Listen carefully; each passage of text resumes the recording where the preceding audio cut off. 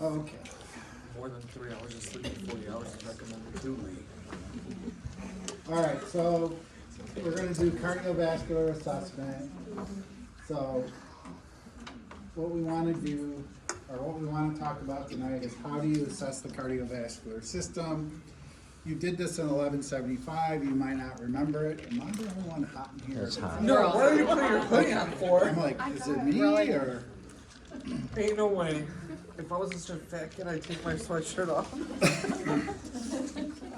So what we want you to be able to do is apply your data from your assessment, right? To come up with a diagnosis that is evidence-based. That's what we're talking about, right? So I'm gonna go through some statistics, but primarily what I want you to know is cardiac disease and death from cardiac is the #1 killer in America. For a number of factors, right? You can see it doesn't vary a great deal. Doesn't matter what your genetics or your genes are. Some are hit harder, like African American population, but pretty much all populations have cardiac disease, right? A lot of that has to do with our Western diet.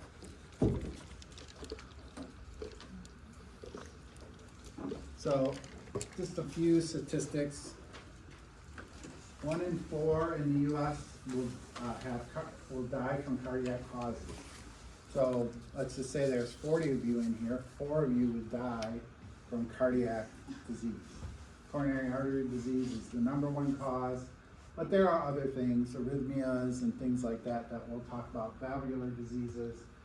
Risk factors include your weight, your blood pressure, blood glucose, all the things you've already heard, right? Cholesterol, tobacco use. So 1 in 2 men and 1 in 3 women will have heart disease before the age of 40. We've done autopsies as young as 13 years old where we see cholesterol built up in the arteries of children. So it's not uncommon to see that in America, right? With the amount of processed food that we have. So this one is just trying to tell you cardiovascular disease by far is the #1 killer. You can see that, almost 450,000 a year. Cancer is down in the U.S. almost 300,000 a year and dropping because primarily we don't see as many people smoking as we once did.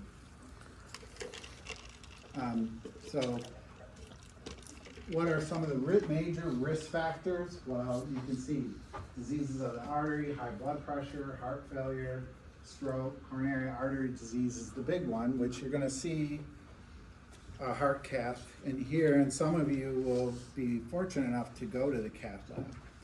So when does coronary artery disease start? Well, it starts from the minute you're born, basically, right? And it's because mostly what's in our diet, a lot of saturated fats, a lot of processed foods, right? And so as we age, you can certainly see by 40 to 59, men and women are almost equal, right? And then 60 to 79 and then 80 plus, you can see that coronary artery disease plays a major role in death. And this is similar information, just put in a different way, right?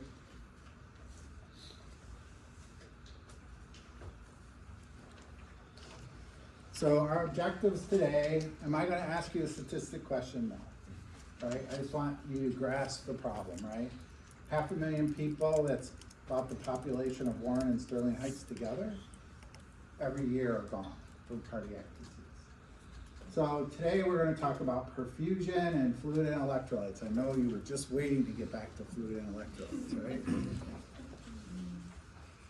So the concept of perfusion, here's the definition that we're gonna use. Let me catch up to you guys.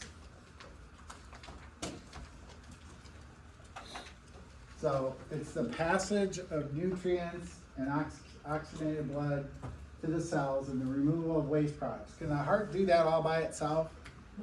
No. What other system does it really need? Well, it needs 2 others, but what's the other big one you already learned about? What about these guys, the lungs, right? Because in order to get oxygen, you need the lungs. So we need oxygenated blood to go down to the system right? Go through the system, I should say. All the way down to your little toe and all the way up to your little hair on your head, right? Drop off oxygen, pick up CO2, take it back to the lungs where we can get rid of the CO2 and do it all over again, right? So it also depends on what? Healthy red blood cells, because if the red blood cells are not healthy enough, can they carry hemoglobin? If they can't carry that hemoglobin, right, it can't carry oxygen, right? So if you, I have a marker there. I got a purple one if you want it. Sure. Thank you. So I don't know if we talked about this before or not, so if you look at a red blood cell, it has all sorts of things coming off, right? So if we have a heme group here, it carries O2. If that blood cell is not healthy, it can't carry that heme group, which means it can't attach to O2. Thank you.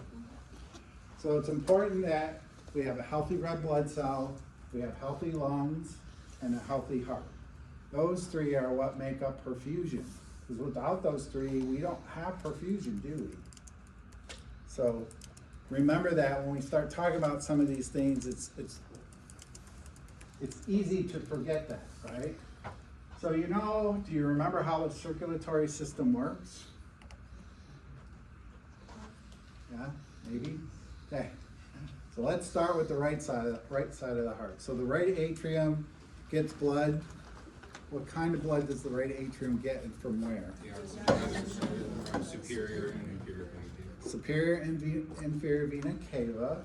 Is it oxygen-rich blood or is it depleted of oxygen? Depleted of oxygen, and that's why it looks blue on this picture. So now it goes through the which valve? Tricuspid valve into the right ventricle, and then where does it go? Pulmonary. Goes through the pulmonary artery to where? Lungs. And in the lungs is where that exchange takes place. CO2 goes off, O2 goes in, then it goes back through where?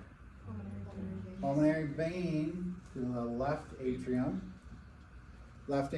to, and then through the mitral valve, then where?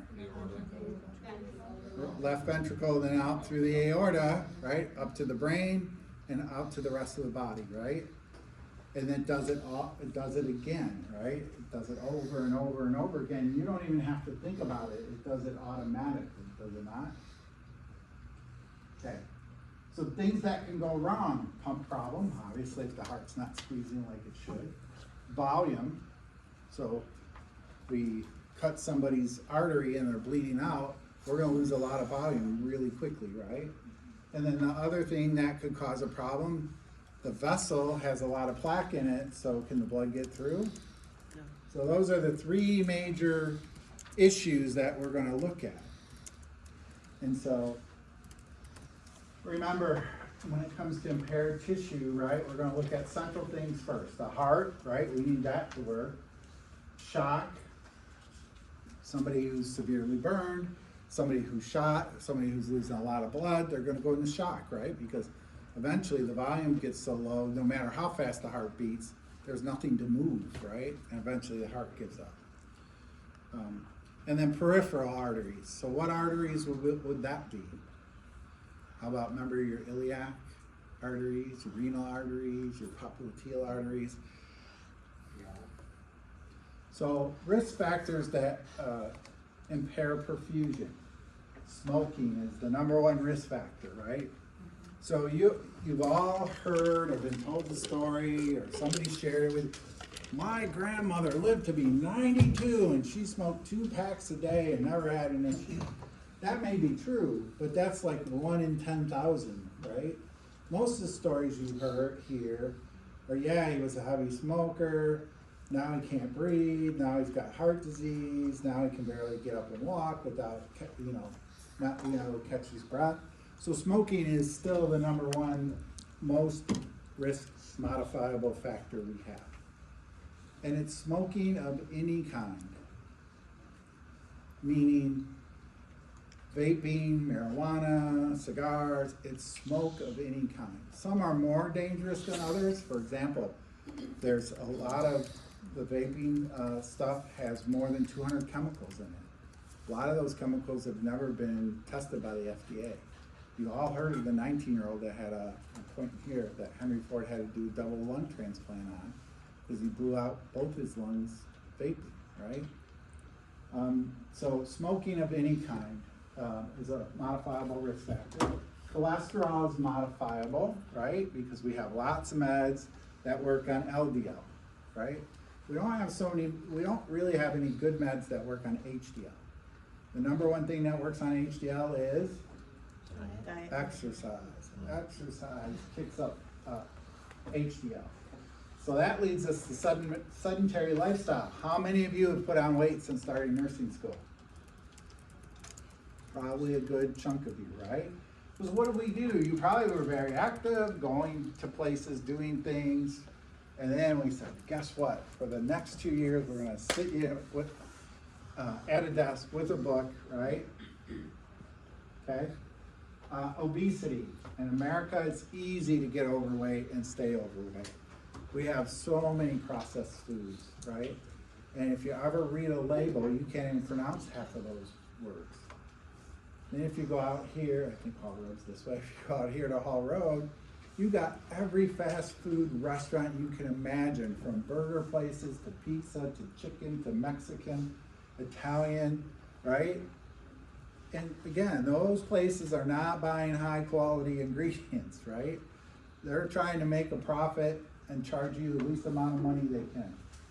And then diabetes is the direct cause of the issue above it, right? 90% of all diabetics are type 2, and that's directly related to weight.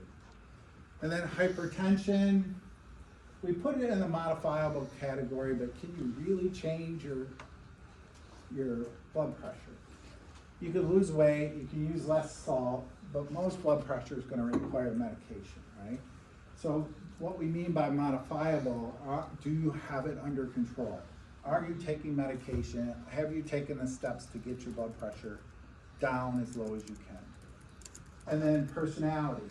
So we've all been associated with the type A personality, right? They're running around like crazy, smoking a cigarette, drinking a drink. They're like a machine gun of things they're trying to get done, right? Type A's tend to have far more heart attacks and far more issues with staying healthy, right? They get away with it in their 20s, 30s, and early 40s. It's their mid 40s where, hey, did you hear Joe just dropped dead, right? Because they don't take care of their health. And that personality type is much more prone. There's also another personality type. Did they talk to you about type D personality and psych? So type D personality, we've studied it a lot in cardiac issues. So type D personality is the Eeyore personality. All of you know who Eeyore is? Oh, it's a good day. The sky's falling. I might as well give up. I'm gonna die anyways. It's called a type D personality. And in cardiac, you'll see throughout some of the lectures, we'll talk briefly about type Ds. We have studied that personality type extensively. They tend to die by about 40% more than the type A personality, or what we would call the normal type personality. That's because they believe, even if I make changes, it's not going to make a difference, so they're very reluctant to change. And so that's a group we're really interested in studying. Okay, so unmodifiable, your age. You can't change it unless you guys have found the fountain of youth. If you have, don't tell Elon Musk, just come to me, we'll patent that baby, we'll be richer than he is. Okay? Gender, you can't change your gender, man. Sorry, you're probably gonna go 5 to 10 years before the ladies. It's just the way it is. And then genetics, you can't change your genetics. A lot of things we are finding out with heart disease and heart problems, we are finding genetic links that we didn't think were there, you know, that we just used to blame on other things, right? But we do know many cardiac problems do follow a genetic link. So hopefully with genetic testing and some engineering, we can solve a few of those. You guys doing okay, or you need a break? They're like, okay. Well, we'll keep going, maybe 7 o'clock. I know that says 6, but it's really going on 7. I know I didn't start an hour early. So you do need to know your arteries, because we're gonna be accessing some of them arteries for heart caths, ablations, pacemakers.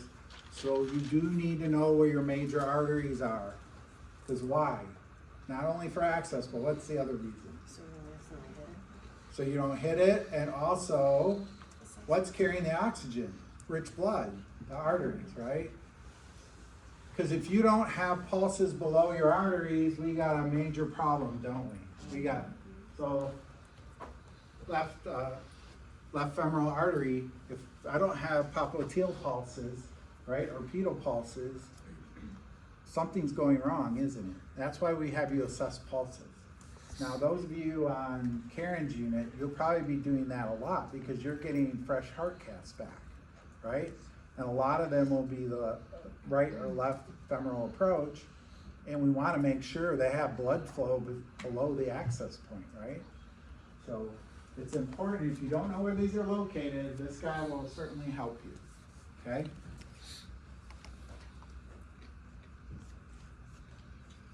So think of the heart as 3 separate systems. We've already talked about this. A mechanical pump, you know that. You can feel your heart do this, right?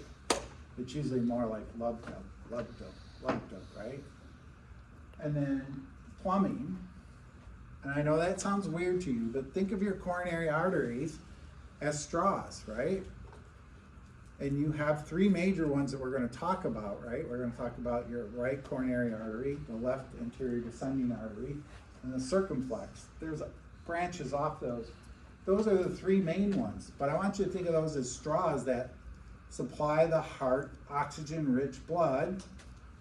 You might want to star this. During diastole is when the coronary arteries get their oxygen.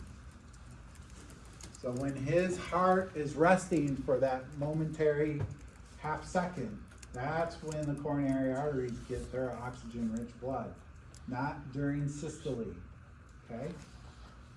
And then electrical disorders. And you can have a problem with 1, 2, or all 3 of these, right? Electrical disorders are probably the plumbing, meaning the blood flow, and the electrical ones are probably the most scariest to patients, right? That's where you come in. You can alleviate some of that scariness. Yes, there are situations where they're going to have anxiety, and we're going to talk about them, but those are places that you can help by explaining. Listen, yes, it's doing this, but we're going to do this to help either get you out of it, right? Get you out of that rhythm, or stop the heart attack, which will help calm them down. So this, you have to know these parts, right? We're going to spend a lot of time talking about these parts, and if you don't know where they are, if you don't know if they're on the right or the left, it's going to be really difficult for you because you're going to get all turned around and go, what? Remember, the right side, there's a reason it's blue. This is the right side, right? Like this. This is all right side. It's blue because it's carrying what? Deoxygenated blood, or no oxygen in the blood. That's why it's blue. And you go, well, wait a minute, the heart's pumping blood. Yes, it is. It doesn't mean it's oxygenated. The left side carries the oxygenated blood, right? And just because we want to really throw you a curveball, this is the one time where deoxygenated blood is carried by an artery, right? The pulmonary artery carries the blood to the lungs. The pulmonary vein brings it back. So we flip those on you, right? Just to mess with your brain, right? So make sure you don't turn things around. You have the pictures, they're all marked for you. We're going to go through them. Right atrium, tricuspid, right ventricle, gonna go out through the pulmonary artery. It looks like a T. I know it's hard to see because the aorta goes over the top, but it's a big T.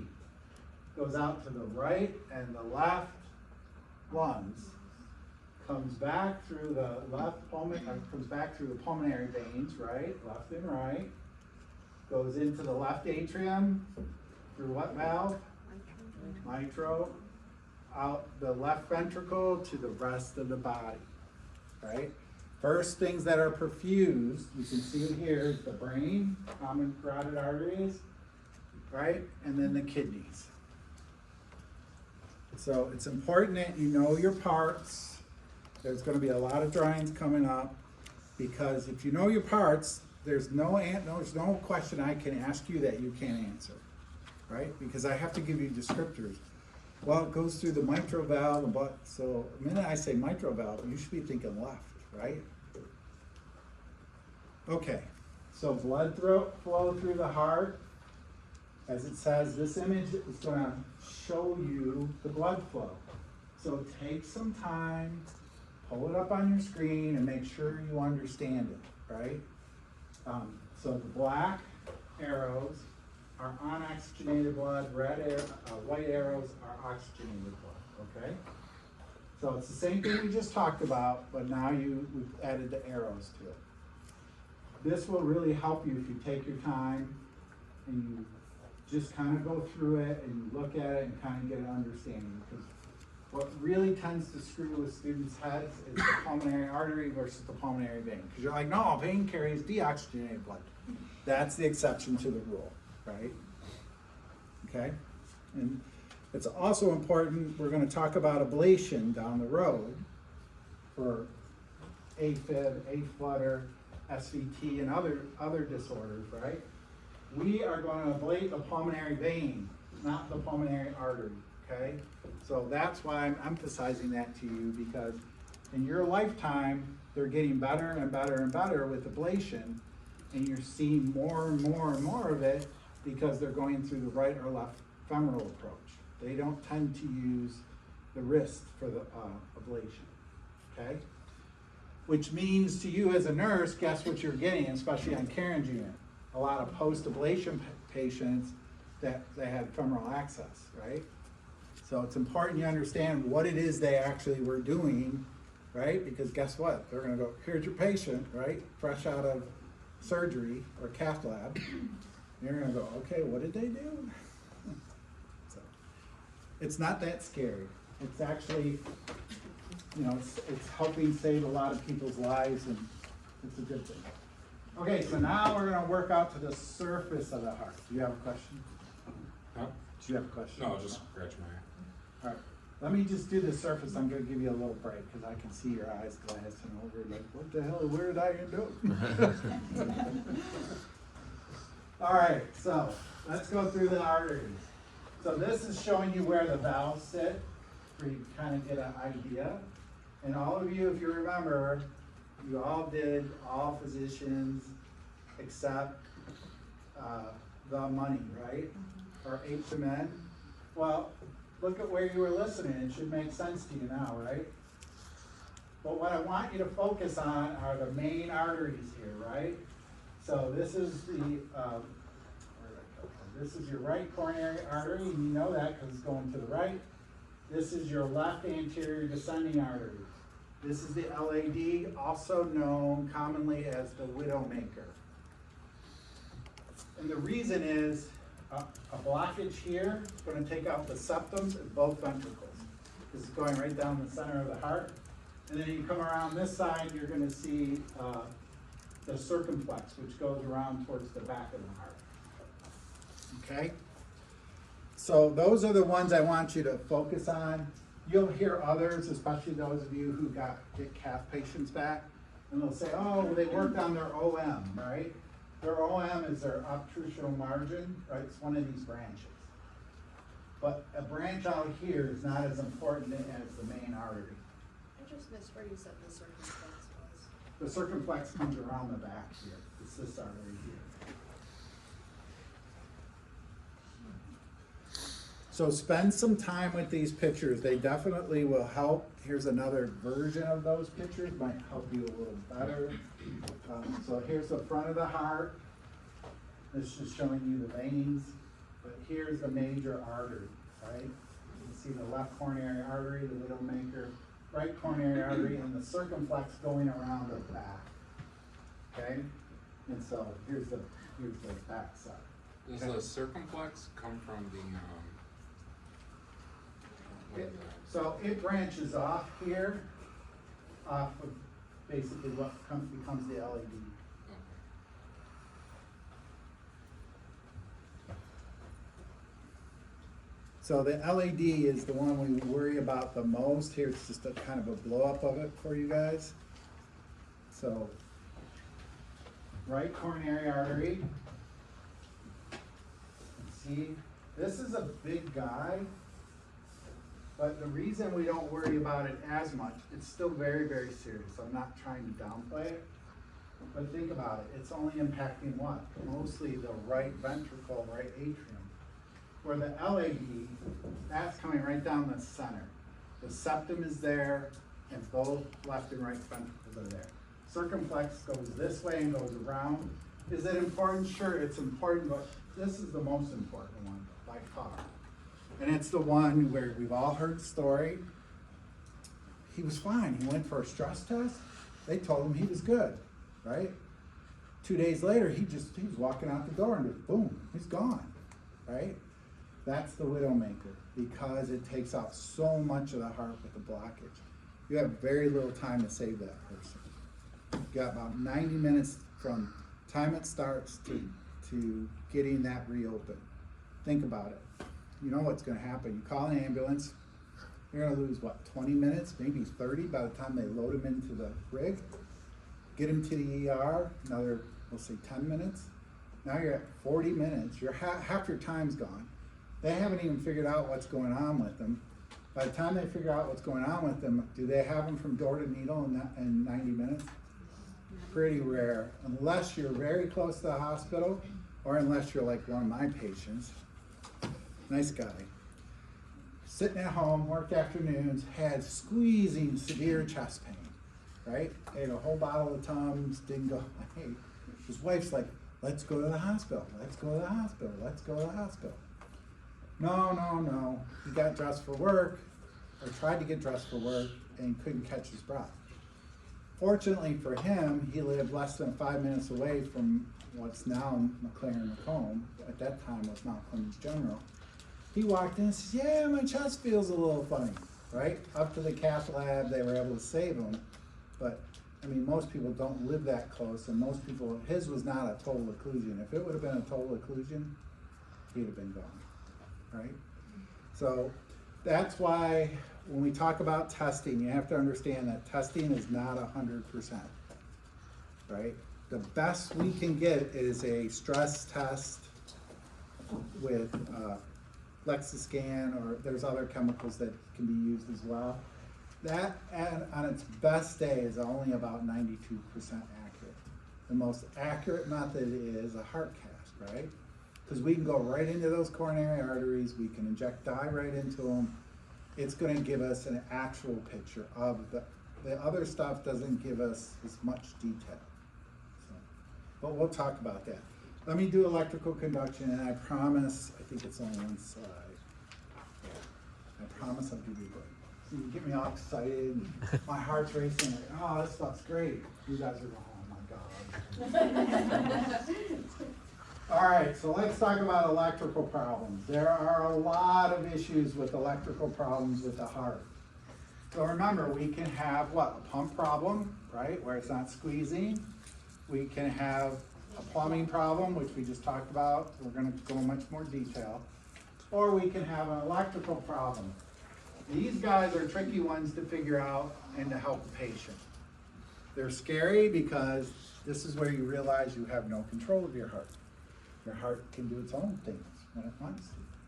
So all of you sitting here right now, your primitive brain is taking care of your heart, right? It's telling your heart to beat. You don't have to think about, hey, heart, okay, let's have a beat, right? You don't have to think about that. or you don't have to say to your lungs, hey, let's take a breath. Your primitive, why we call it the primitive brain, is that's where the autonomic center or the automatic center is. That primitive brain controls things, right? Life goes along fine. You guys are happy. But then the heart says, well, you know, we got our own electrical conduction system, and that's great, Mr. Brain, that you help us out. But you know, there's times we don't want to listen to you. It's like your kids, right? There's times when they can be the nicest people in the world, and there's times where you're like, I'm gonna kill that kid, right? So there's some things that can go wrong in the electrical conduction of the heart.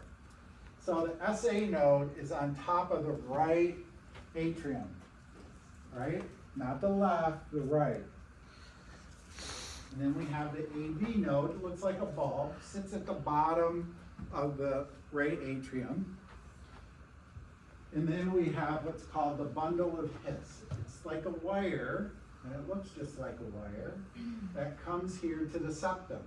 When it gets to the septum, it bifurcates or splits in two and goes down the right and left ventricle.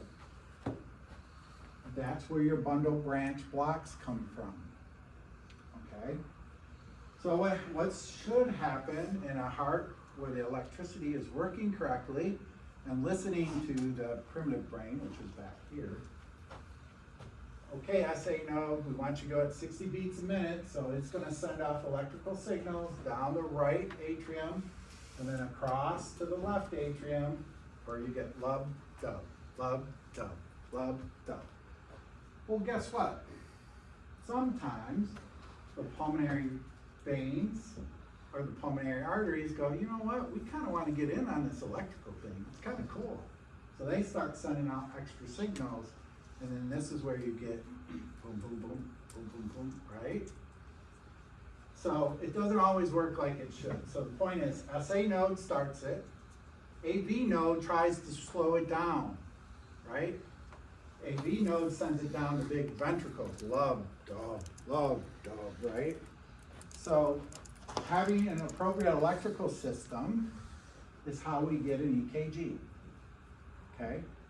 So the atrium, I know some of you, Karen, went over some of this with your HER group. The atrium represents the P waves, and they're much smaller. It's like a bunny hill, right? You didn't tell me to stand in front of the camera. Oh, you're fine. Should have got out of the way. And then the QRS, this big complex is these big guys, right? And if you don't believe me, look at the muscle around the atrium, right? Kind of small, kind of thin. Look at the muscle around the ventricles, much thicker, much stronger, right? That's the bodybuilder. So your QRS is much taller, much higher, right? And so that's what an EKG is telling you is what's going on electrically with the heart, okay? So we're gonna get into electrical problems as well as non-STEMIs and STEMs, okay? So why don't we take, what do you want, 10 minutes like